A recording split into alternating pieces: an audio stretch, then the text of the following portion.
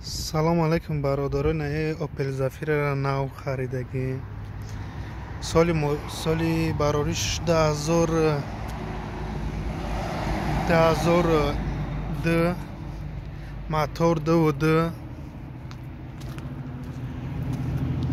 ماشین همش که اینجا یکم پرابلم نداره. ماشین موتور 2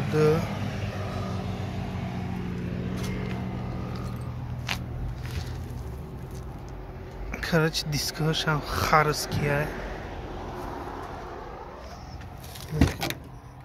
کرچ درجهش می نشید خیلی کرچ نه درونش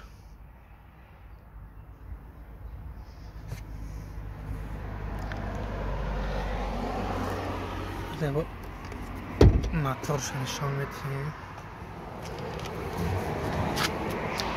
کرچ مولتی رول کندیشنر همش قاعده بیشه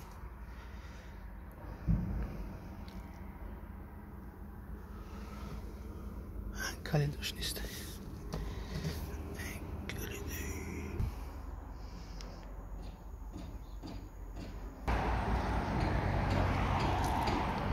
کرچ از این موتور نشان میدیم.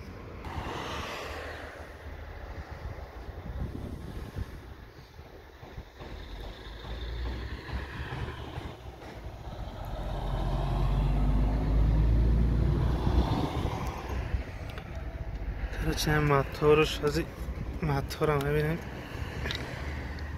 چه موتور تازه کرچ تازه خوش را یکم پرابلم نداره.